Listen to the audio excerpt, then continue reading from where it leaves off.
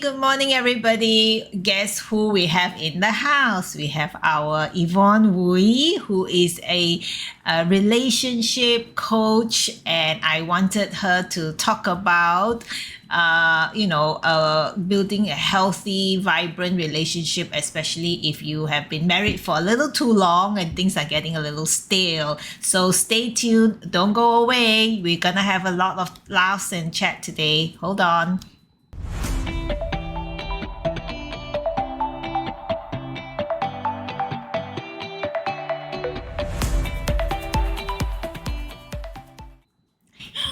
Hi, Yvonne. Thank you for coming back.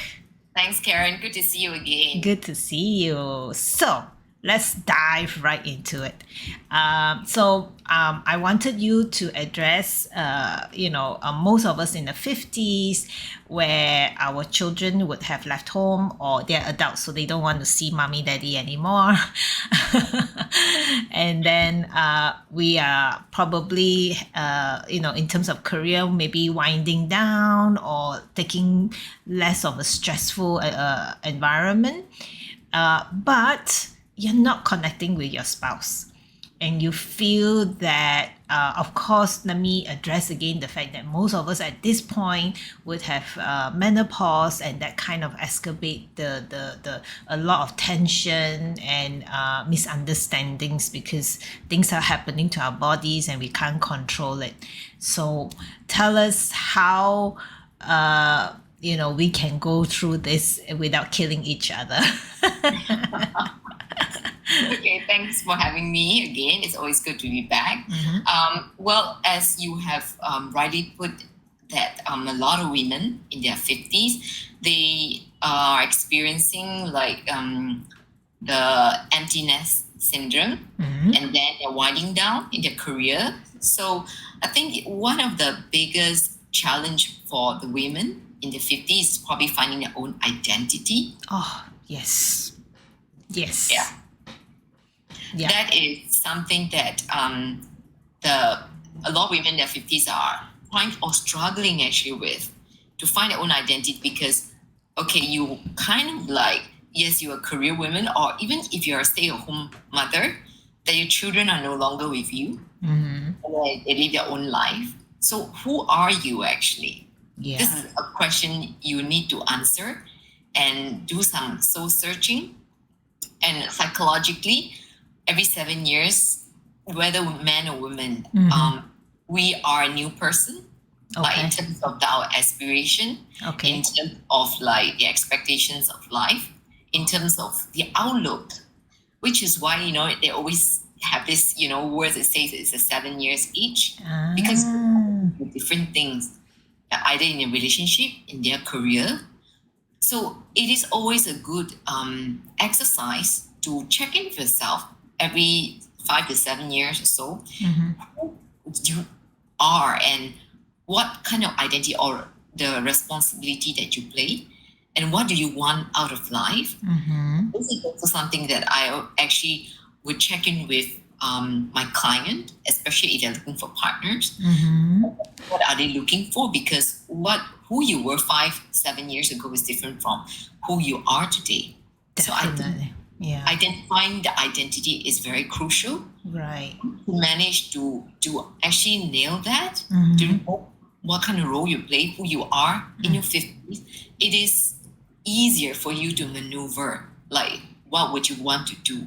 What kind of plan would you have for yourself, for your spouse, and for your children? Are you ready to play the grandparent role? Right. Or like all of these things will fall in the right place if you already have the right mindset as to who you are. Okay, so let me repeat this. So what you're saying is we psychologically every 7 years there's a kind of a rebirth of our character or our what we want. And I totally agree with you. When in your 20s what you want is definitely not what you want when you're in 50s.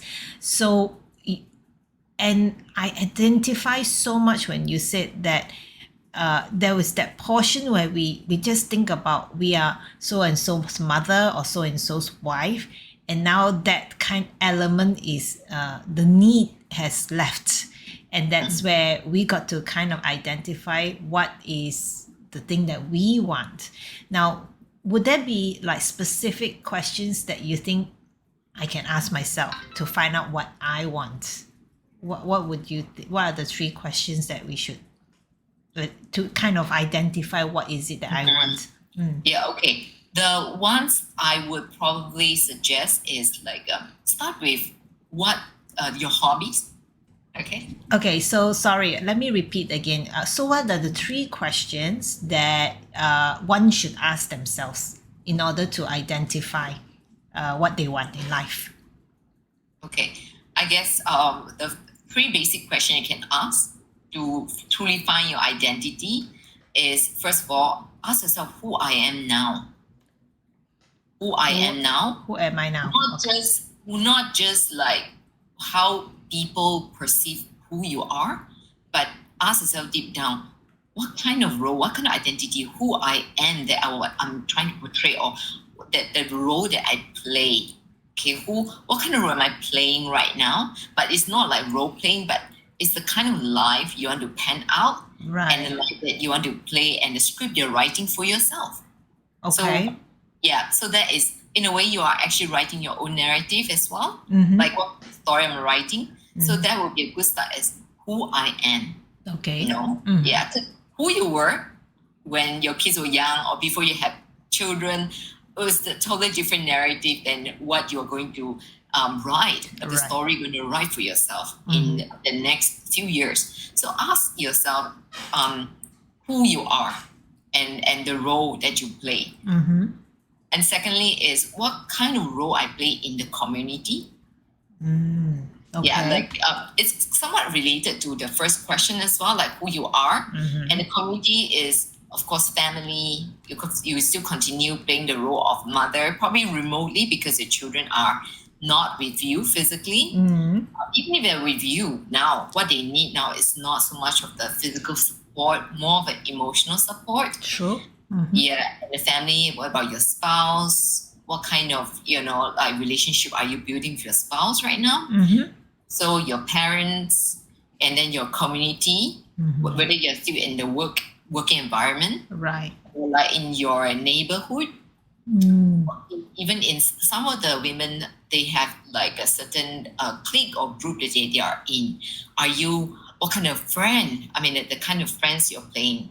Okay, are you playing the supporting role, or are you the one that's seeking out for help? I mean, they're both okay because we sometimes in this community, we take turns to support and uplift True. each other. Yeah, exactly. Yeah. So then, so that's the second question. The role that you play in the community. Okay. The third one is what are you passionate about? That is the part where you probably have a hobby that you have had all along, or something that you've always wanted to do, but you just didn't have the time because you prioritize your family, your work before yourself. Yeah. And women tends to do that because we tend to play the nurturing role. Yeah. Tend to always care about other people, and then show love and care to others before ourselves. Yeah. Yeah. And so this is the time that actually you have to put yourself first. Okay. And then when you kind of identify that, what would be your first step in building that relationship that you have with your spouse or your partner? Okay, for a lot of couples in their 50s, they probably are probably find it they're not as charming and feel like low full low tired already. Yes. Intimacy as much like those love birds. Lovey dovey. Yeah. Yeah. Yeah. And when that is probably the situation you are in right now, I would probably say that start with emotional intimacy. Not so much of the physical intimacy that we're talking about, but you will be surprised when you've established that emotional intimacy, the physical part will come in solely because we women, we like to feel that we have been loved and being supported.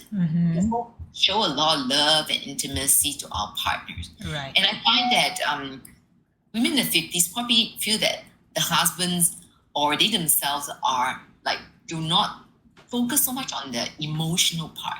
But that is exactly what they need, because their body is changing and their emotional attachment, which is the children, Yeah. are no longer with them.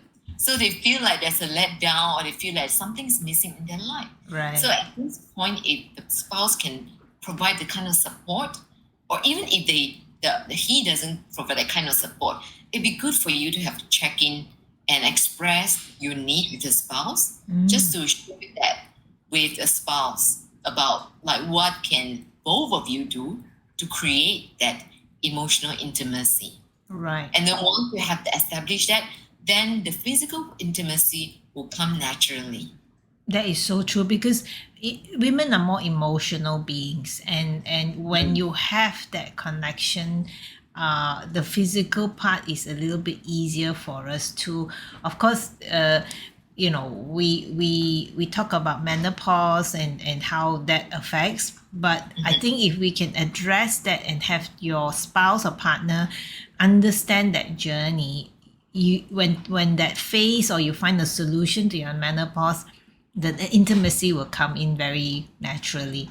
And so do you think it's a good idea that at some point the couple comes together and sit down and say, look, you know, we are now at this point, to kind of identify together your 3 questions, and so that I feel that sometimes when you're a couple, you can also have different marriages or relationship breaks because the path has kind of swayed. You want something else, your partner wants something else. But maybe if you sit down and kind of identify this, you realize that, oh, we still have our core value that we still believe in. Would that help? Yeah, that would really help.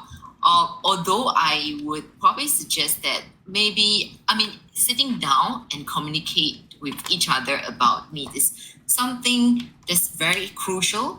To have a check-in with each other, like where both you stand in terms of relationship, whether or not the needs are being met. Because we all are individuals who have different needs, but we come together as married couples for many years. Sometimes we tend to forget about they are still an individual who have the need. Yeah. So besides what you suggested, that sitting down to have this discussion, I would say that maybe you can take it more lightly or casually. You just have pillow talk.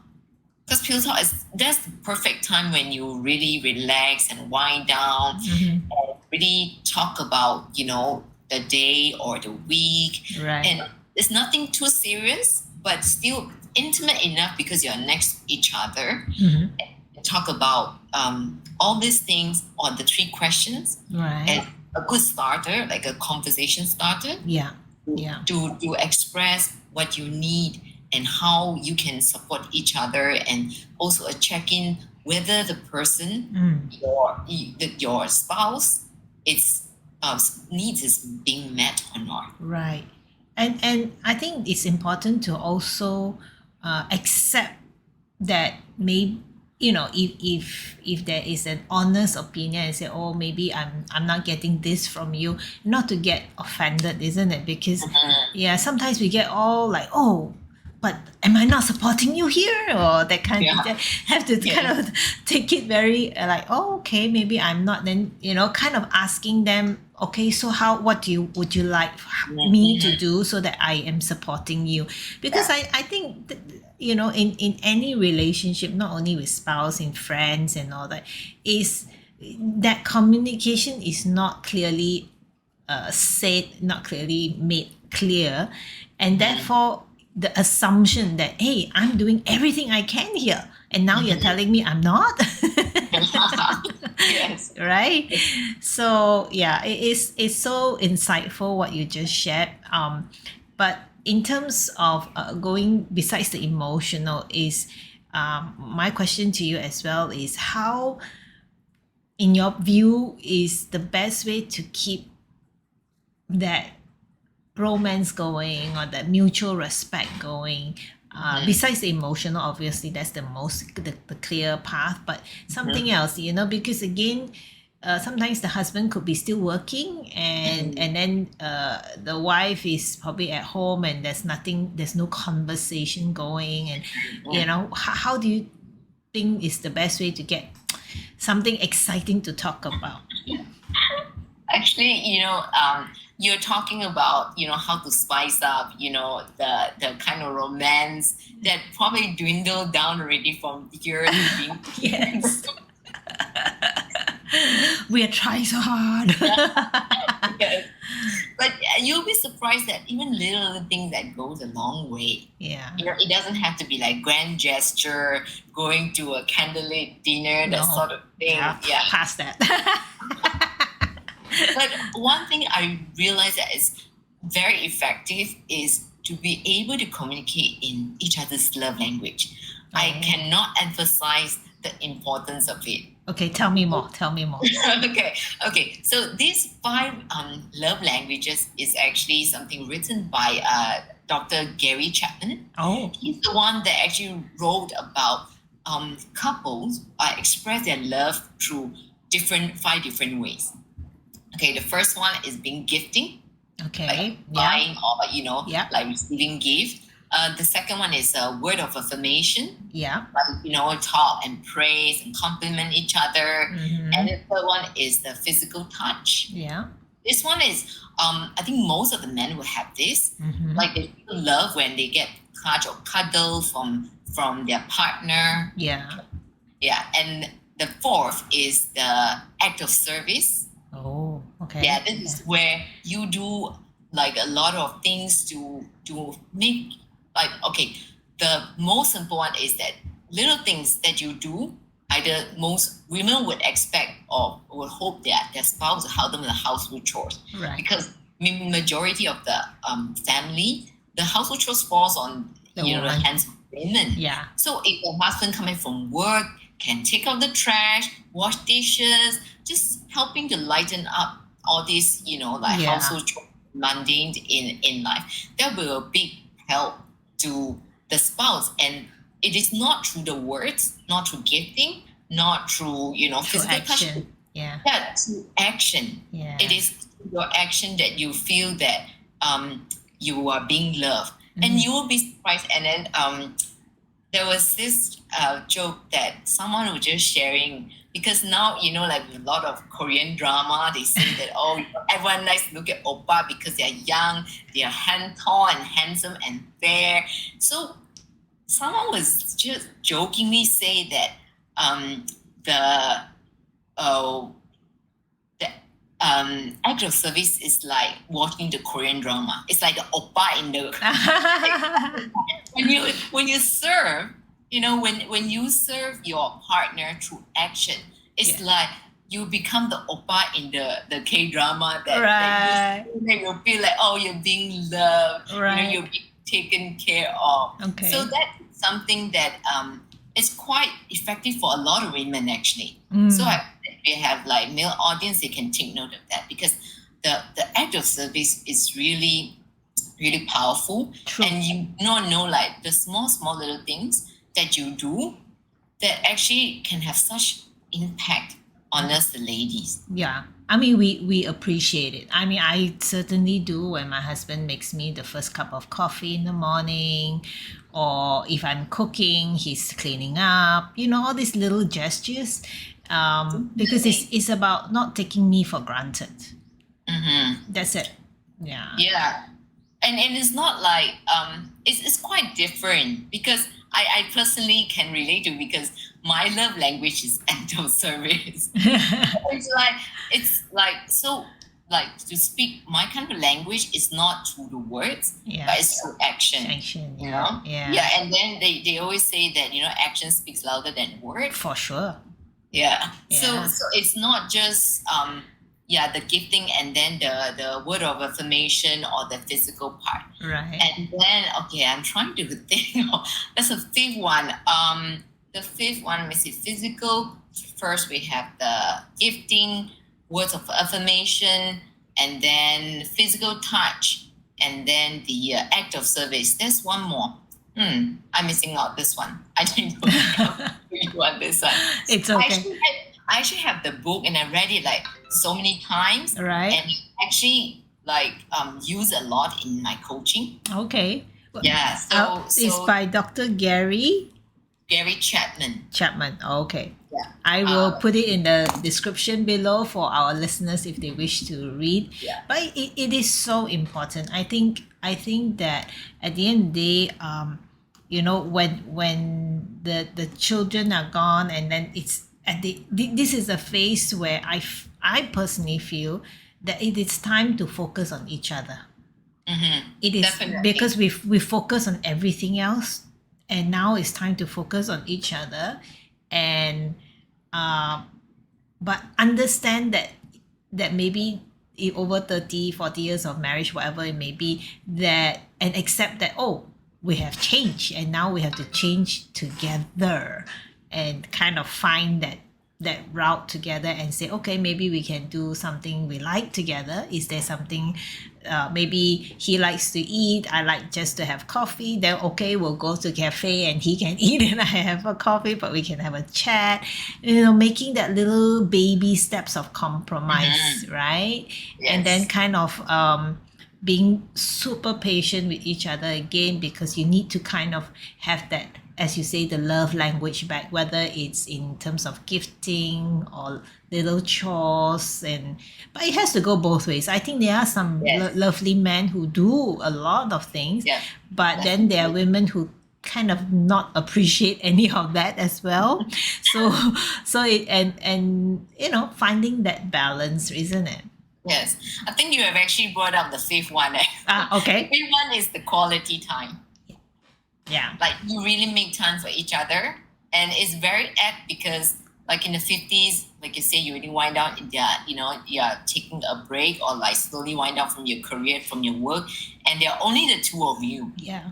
Now, all the more you need to commit to that time, the quality time to spend with each other. Yeah. Yeah. That's so true. And maybe look at building it such that he or she or your partner is your friend, your confidant, and that you can talk to each other about anything and everything without judgment, and that is probably a good point to start, because if you start to enjoy just talking to that person, it becomes a very natural thing that you will look forward to coming home and talking to that person. When we were teenagers, we always have our best friend, and all we do is talk to that person from morning to night. Right? Yeah. So it's the same thing, finding that person and having that. Yeah, I always love talking to you, and I would love if you have will come back on again, and I want to really tap your brain and on mother-daughter relationships, because that is a tough thing to break as well, and Yes, indeed. it is, and how we can navigate through that as well. Yeah. Well, any last minute advice that you'd like to give our audience? Okay. I would say this, since we are talking about addressing the needs when you're in the 50s, and I'm a very strong advocate of self-love. So remember that right now that you have really completed, like your role raising children, and then it is also a good time to start focusing on yourself. Self-love is not selfish. Okay, it's not that you care about yourself. It's an act of selfishness. It's not. Because when you actually take good care of yourself and you start loving yourself, it is the time that you're able to have more capacity to love others, to love your spouse, to love your family, your parents, and give back that kind of love back to your community. Yeah, I totally agree. And don't feel guilty about taking care of yourself or loving yourself, actually, isn't it? Yep. Thank you, my dear friend, Thank you, Karen. and thank you for taking time and educating us all. And I hope We are sharing. and I hope that we'll get to have you back on board again soon. Definitely. Love that. Bye. Take care. Bye. Take care.